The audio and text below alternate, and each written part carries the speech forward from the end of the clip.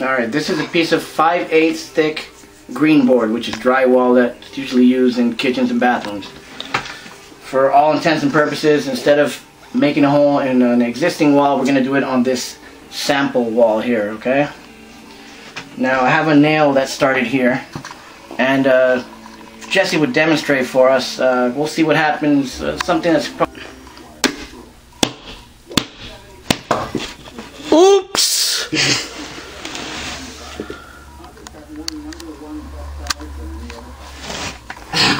Okay, this is what you see from your side of the wall. It's about 1.5 inches or so. The real damage is on the back side of the wall.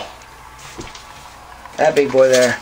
It's closer to about 3.5, 4 inches. So all this drywall behind it is pretty much gone. Anyways, for a hole this small, you're not going to want to replace a huge section of drywall, you know, in order to tie into the frame, you know, for the integrity of the whole wall.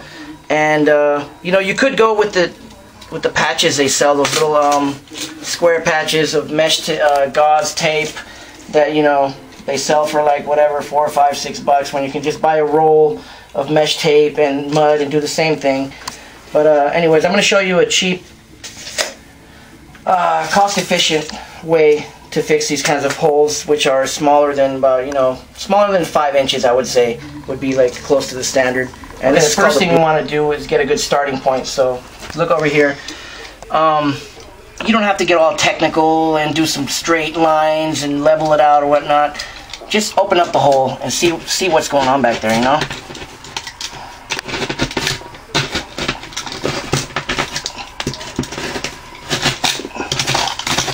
You know, reach your fingers in there, see what's going on. Okay, if there's not a stud behind there or something, you can see, I can feel that the damage is further. So what I'm going to do is I'm just going to cut a bigger section out.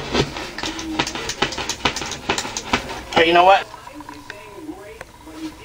Alright, we're not going to mess around with this thing. It's going to take too long.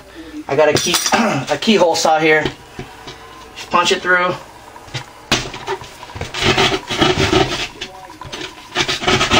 I'm going to cut a square piece because it'll be easier to work with a square piece than a circle, and you'll see why.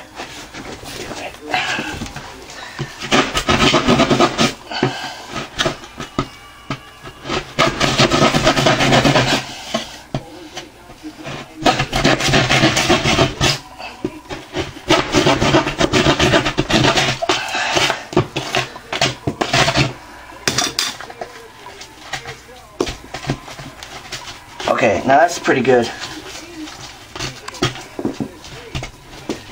See all the drywall around here, still pretty solid. So we're going to work with that there. Okay, we started off with a tiny hole, and now it looks like a grenade went through the wall. Why? Because I was cutting from an angle here and didn't realize that my lines were running off to the side. So now I had to cut closer to a square, and we have kind of big for a blow patch, but we're going to make it work.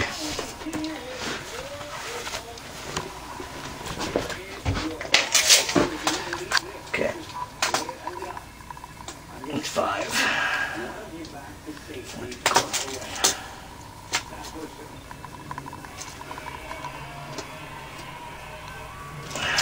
Okay. So the next step is we're gonna cut a piece of drywall out. Pretend this is the wall. We're gonna cut a piece off of this wall, but we're actually gonna use it to repair itself, which might sound confusing, but I'm gonna show you how we do this blow patch. You're gonna see how big your hole is. Let's see, it's not very straight. It's 5.5 on this end, 5 3/4. So we'll go 5.5, 5 1/4.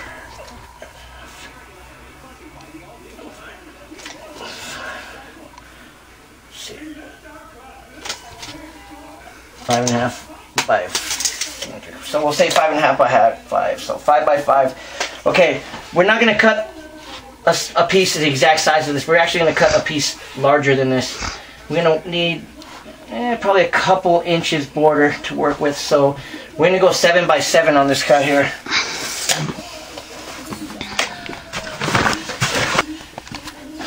Okay, this would be a lot easier if I had a carpenter square, but I don't, so.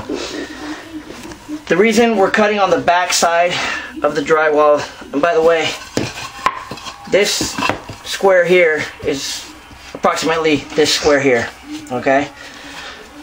So what we're going to do is we're going to leave this border, but only the paper side.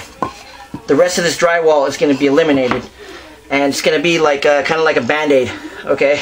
And you'll see how this works.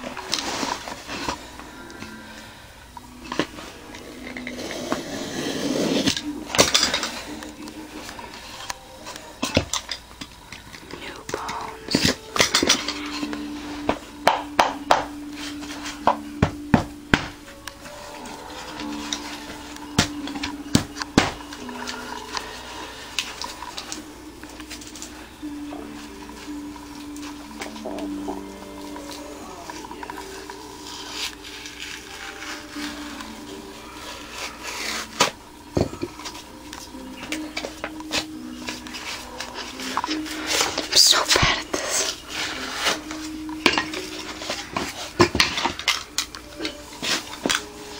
Okay, so basically here's your blow patch. This is a horrible demonstration because this piece of drywall was beaten up to begin with, but what we have here is the paper side. See, we have some borders there. That's gonna be our adhesive. It's gonna be our band-aid part. This part is actually gonna be what's filling the hole, and it'll pop into place. It's not gonna fit extremely snug. You don't want that, because then you might be bulging out a little too much, and you're gonna have to spend too much time floating out the wall. You actually want it to sink in just a little bit, okay? And from the back side, this is what it looks like. It's not an exact science, but you see, you're pretty snug there. And this space is here. We're gonna fill up with mud before we put the patch in. You'll see how we're gonna do that in just a minute. But anyways, here's the beginning stages of your blow patch.